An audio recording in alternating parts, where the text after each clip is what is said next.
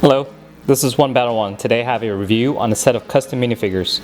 These minifigures are based on the characters of Reed Richards, also known as Mr. Fantastic, Sue Storm, also known as the Invisible Woman, and Johnny Storm, also known as the Human Torch. Together, they make up most of the Fantastic Four. Unfortunately, we're missing a representation of Ben Grimm, also known as The Thing, but that's not too bad since he would probably need to be customized as a big figure.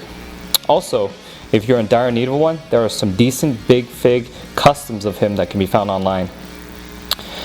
As a disclosure, I only purchase and review pad printed custom Lego minifigures. Pad printing, if you don't know, is a technique that Lego uses to apply ink onto their elements. Before we start with the review, I'd like to talk about the rating system. Each minifigure will be rated based on a 4-star scale, covering two categories, quality and accuracy. Quality consists of pad printing, alignment, and consistency, whereas accuracy will cover the thickness and design representation.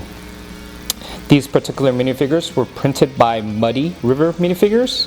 The design of these characters are inspired by how they appear from the Lego Marvel Superheroes video game. Starting off with Mr. Fantastic, he looks proper. The hairpiece is the correct hairpiece used, and the white that was applied to the hairpiece is done up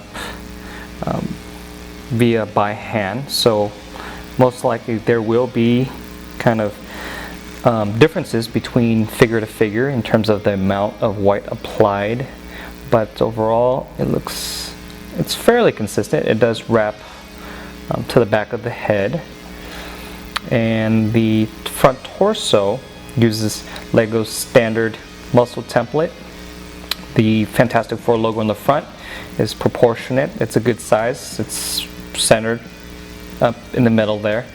The black kind of collar area is proportional as well, and the black belt is just the right amount of thickness, covering some of the ab area on the muscle template, so that looks nice.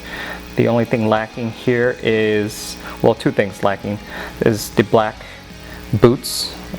This is common, especially with custom minifigures, because pad printing the black boots onto the figure is difficult to do. But since Lego started doing dual colored boots or dual colored legs, hopefully we'll see a black blue combination variant of that design soon, so we can use it for Fantastic Four minifigures. The face is okay. It could use some improvements, especially with the cheekbones. The cheekbones should be thicker, and the shade of brown it should be lighter. That's definitely a little bit too dark for the cheekbones. And also there should be a wrinkle or a crease between the eyes and eyebrows. There should be maybe just like one crease between there for accuracy.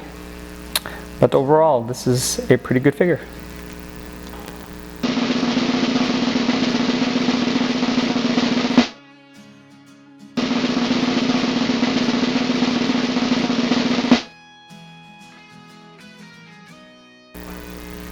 Sue Storm has the correct hairpiece. The torso print also looks quite appropriate. The line thickness initially looks a little too thick, but I think it's actually correct according to the in-game design of the character. The belt is also positioned higher than expected, but that's also correct, covering kind of her ab area, just like Mr. Fantastic, and as we'll see, Johnny. So that looks good. The collar area looks correct as well. The only complaint I have with this figure is the head. The head's a reuse of Fiora's head from Man of Steel, and it's not a custom design or anything like that. and for the most part it looks good, except for the lips. The lips are too thick. It should be a little bit thinner than that, and I think the shade of red shouldn't be that dark. And of course, just like the other Fantastic Four figures, we're lacking the boots on the figure. Going to the back of the figure, Sue has a standard female back muscle printing. The belt continues across from the back and is consistent with the front, so that's good. Overall, pretty simple. You can see her second-sided face. Again, it's Fiora's head, so nothing new there. And we can also see the black collar area up on top without the hairpiece.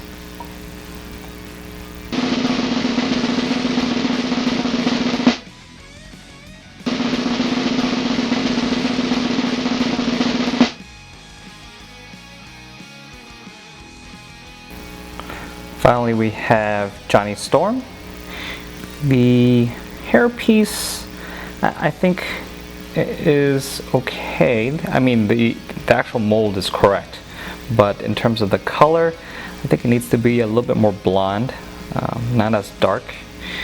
The torso printing is exactly like Mr. Fantastic, which is completely fine because in video game it's the same torso design, so nothing new there. The face design is unique to Johnny, and just like Mr. Fantastic, I think the cheekbones needs to be thicker and also shouldn't be as dark. But the eyes is proportionate. Everything looks good, and I especially like kind of the expressiveness of the face, so that's cool. In the back, same thing with Mr. Fantastic, standard male back muscle printing, and belt continues all the way through with the black collar area. Again, no boots, just like the other two, but overall, nice figure.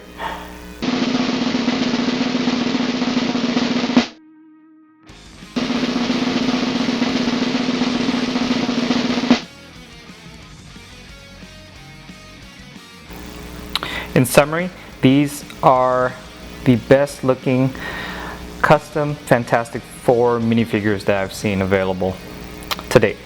Although they aren't perfect, they are good representations of the characters in game. Now, only if LEGO can release dual colored blue legs and black boots, we can really complete the look of these figures. I hope you enjoyed this new series of custom minifigure reviews, and I'll see you in the next one.